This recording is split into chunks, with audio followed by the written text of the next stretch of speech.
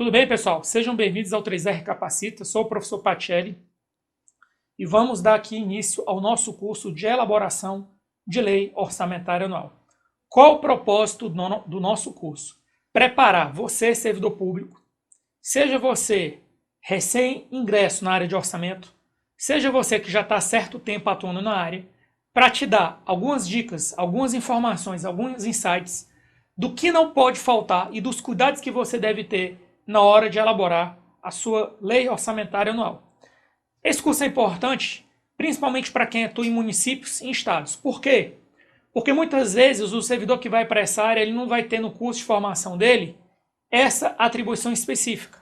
E a LOA, a Lei Orçamentária Anual, ela é elaborada ano após ano. Então, ano após ano, todos, aproximadamente 5.500 municípios, todos os 26 estados e o DF e a própria União devem elaborar o seu orçamento anual para o ano seguinte. Então, o nosso foco é nesse momento.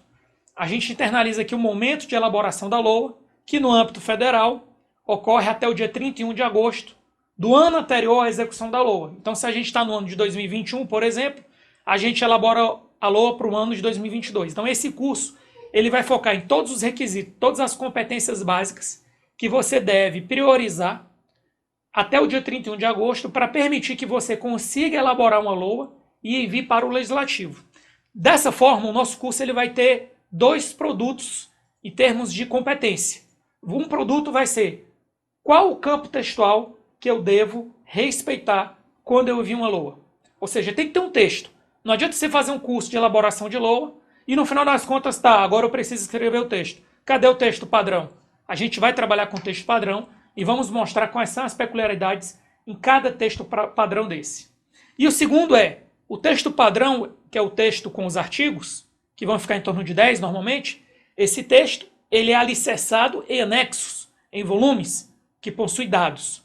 Quais são os anexos, quais são os volumes que não podem faltar. E dentro desses volumes a gente vai trabalhar basicamente com a classificação da receita e da despesa. Dentro do texto a gente vai trabalhar em respeito aos princípios. Tudo se conecta. Então é importante que alguns conhecimentos básicos eles sejam internalizados numa segunda fase, que é a fase de trabalhar com o aspecto formal da LOA. Para uma terceira fase do curso, a gente trabalhar com os limites, os gastos mínimos que devem ser observados, mínimos ou máximos, que devem ser observados em diversas áreas que estão na Constituição Federal, como, por exemplo, saúde, educação, precatório, gastos com o legislativo. Então, tudo isso vai ser abordado durante o nosso curso. Chega junto. Objetivo do curso: agregar competência técnica aos servidores públicos de modo que sejam capazes de conduzir, supervisionar e assessorar o processo de elaboração de uma LOA de nível estadual ou municipal. E aí, pessoal, dentro dos aspectos gerais, eu trouxe aqui o seguinte roteiro: departamentos e agentes envolvidos, estrutura da administração pública, princípios orçamentários aplicados à elaboração da LOA, classificações obrigatórias da despesa e da receita.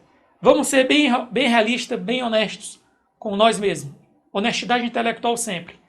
Isso aqui seriam competências básicas que um servidor que entra numa área de orçamento já deveria saber. Porque são competências que deveriam ter sido cobradas no concurso.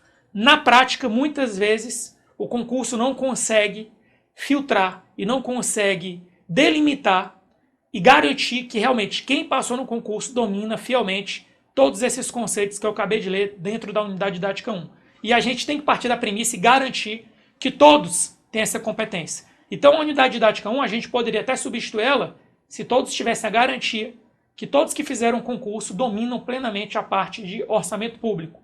Como a gente quer garantir que a fase 2, que é a unidade didática 2, e a fase 3, que é a unidade didática 3, não tenham nenhum prejuízo, a gente vai fazer aqui uma volta em aspectos que são básicos relacionados a quem vai operar na área de orçamento. Beleza? Outro ponto importante, agora sim, esse ponto aqui, muitas vezes ele é até cobrado nas provas, de forma, digamos assim, indireta. Mas a gente não quer mais indireto, a gente quer trabalhar de forma direta. Então aqui a gente vai ter contato com a estrutura, com o mosaico que uma LOA deve ter, ou seja, quais são os anexos obrigatórios, quais são os volumes. A gente vai trabalhar com cálculo da receita corrente líquida, com a reserva de contingência, como a gente está vendo aqui. A gente vai trabalhar com identificar e segregar os orçamentos fiscais e da Seguridade Social. Integração da LOA com o PPA, relação entre poderes e fontes de créditos adicionais. Quero destacar aqui duas coisas. Parece muito simples, mas não é. A segregação do orçamento fiscal do orçamento da Seguridade Social, porque os dois orçamentos, eles são vasos comunicantes. O que afeta o orçamento fiscal, afeta o orçamento da Seguridade Social e vice-versa. É diferente do orçamento de investimento, que ele é um orçamento estanque, ele é um orçamento à parte. Outro ponto importante é a relação entre os poderes e os créditos adicionais. A relação entre os poderes é interessante por quê? Porque os poderes, eles devem elaborar suas propostas respeitando os limites da LDO. E a gente vai mostrar como ocorre essa interação no processo de elaboração. Outro ponto importante que deve ter chamado a atenção. Eu disse que o curso é de elaboração de LOA. E a gente sabe que os créditos adicionais, ele ocorre apenas na terceira etapa da LOA, durante a execução.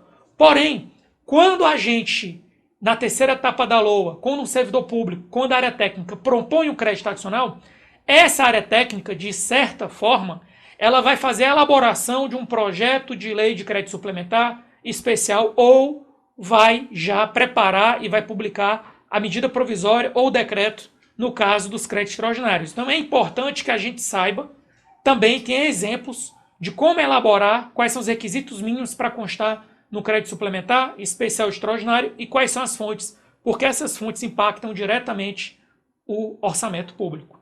E aí chegamos na terceira. Essa terceira parte aqui é uma parte que nos meus cursos presenciais, certo? Sobre o tema, e eu já ministrei em vários locais, para vários tipos de órgãos, o que é que acontece? Esse tópico 3, eu diria que é a cereja do bolo. Por quê?